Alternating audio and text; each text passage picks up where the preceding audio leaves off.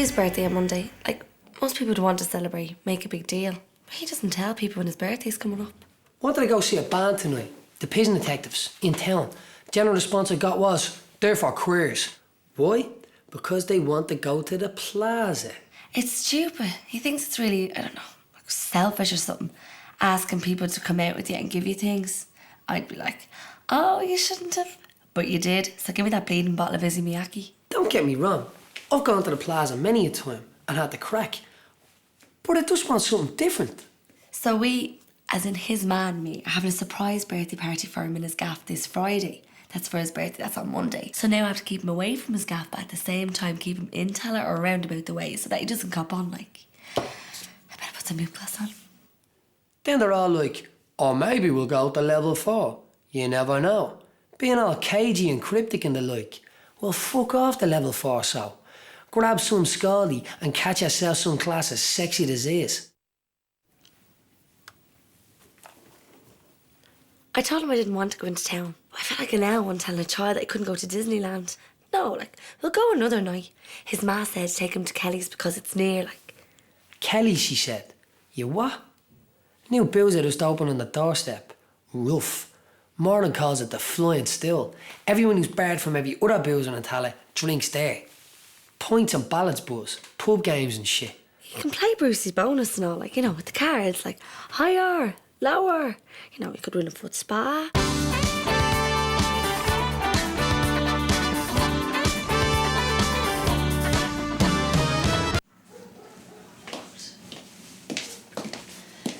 Well, I dragged him off to Kelly's first off. He sat there with a face on him for about half an hour. And it might have had something to do with the fact that when I came back from the toilet, there was a cat up on the table licking his pint when he was watching the telly. It belonged to this raggedy Agwell who was sitting beside him. Weird thing, she actually had a cat on a lead. He likes you. I'm thinking he likes me pint more, missus. I'll like him with a bleeding Adidas in the head now if he doesn't get away from me pint to Stella. I'd never actually hit a cat. Sorry, did I say cat? I meant dog. No, I'd hit a cat alright. I got a text from his own later. The chicken is in the oven. Time to serve the potatoes, which is code for everyone's here. I'm thinking, relax there, the born identity. She thinks we're fucking planning D-Day. I don't know why I bother. He was being a moany little prick. You know that song, Limerick, You're a Lady? Well, some old lad was singing it, but he was trying to change the lyrics to Tallaght, You're a Lady. Let's face it, Chief, if Tallaght is a lady, it's a 15-year-old pregnant teenager on welfare. I shouldn't have, but with the cat and Luke Kelly singing in my ear, I start giving Sarah the stick about never wanting to do anything and hanging around here. Should have taken me runner out of that cat's head and stuck it in my mouth. I said to him, it's your birthday. Like, I'm not going to have this argument with you again. Like, let's just go home and, you know, have an early night. Bastards. Scared the bollocks out of me. It was a surprise party. That's why they were being all sketchy. Of course, I felt like a prize shite bag. I said sorry to Sarah. She just kind of looked at me and smiled. Whole gaff decked out in streamers, balloons, mountain of sandwiches, selection of fried party foods. My auntie says to me, fairly sophisticated. At the same time, I'm trying to get me shit together. I'm still looking around with a 12-year-old whose party it is. Too good for school. Pretends he doesn't care, but I think he was happy.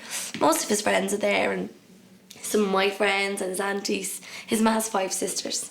They're lovely, really nice to me. Asking me about Steve and what we're going to do. My aunties are over in the corner burning the ear off the board, but he's trying to marry me off. Then they're over to me, giving me the see what you want to do speech. Treat that girl nice, go back to college. You're looking very skinny. Have a fairy cake or maybe a penguin. Like, I'm grand. Eat it. Eat the penguin. Like, it was deadly, having everyone you know there, like family and friends. My ma has no brothers and sisters. I mean, Dad's not really in the picture, so it's not an everyday thing to me, like, but it was nice. Having your mates and your family together is overrated and dangerous. They're gargled and taking the piss. Oi, Steve, this party has everything. Pass the parcel, fairy cakes and banging tunes. My album was doing DJ. Of course, then I hear in the kitchen one of Steve's little brother's mates go, "Here, boys, do you want any yolks?" Steve's mates should have known better, but... Most of them didn't, but some of them did.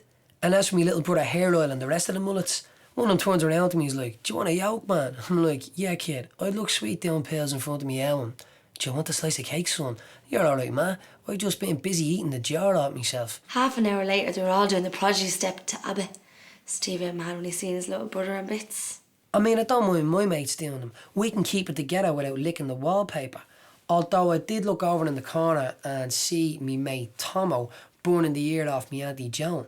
You see, Rocky just had to take on Apollo. But in Footloose, Bacon couldn't dance, but he took on a whole town of saps. And dance he did. Reefed him away. We had to pull Tom away. We stuck him in Steve's room and, put on some banging tunes. I did have a laugh.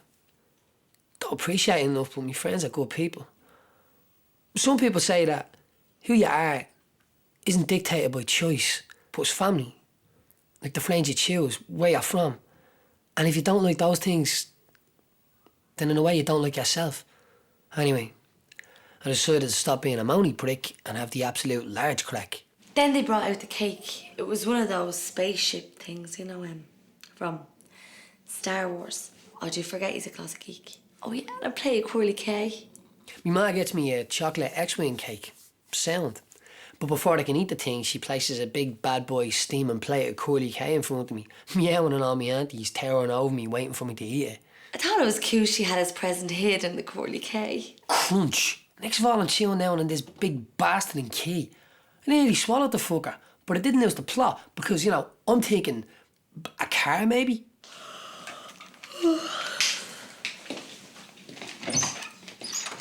His ma got a loan out of the credit union in his name to get the present, which is, practical, I suppose, but it's not technically a present. What is it? A car? A speedboat maybe?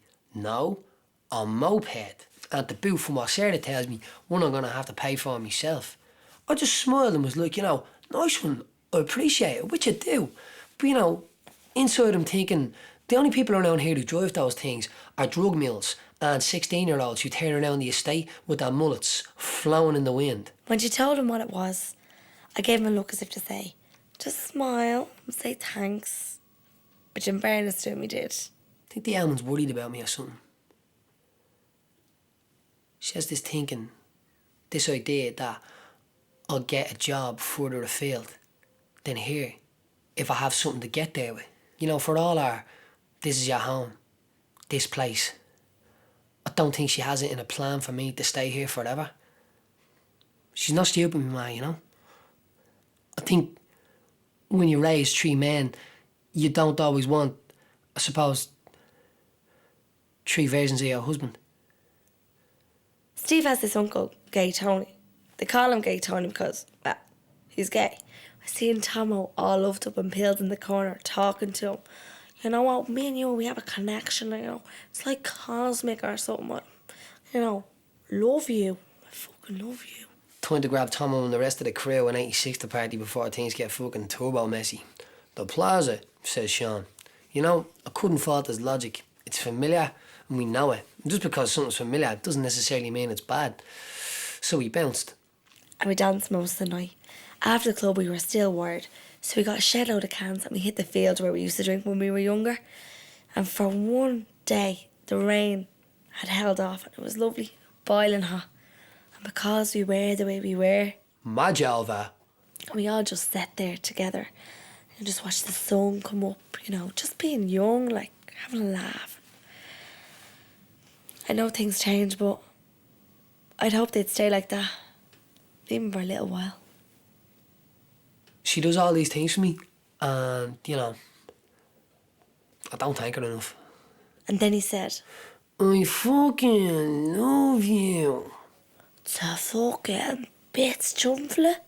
The fucking bits, bud.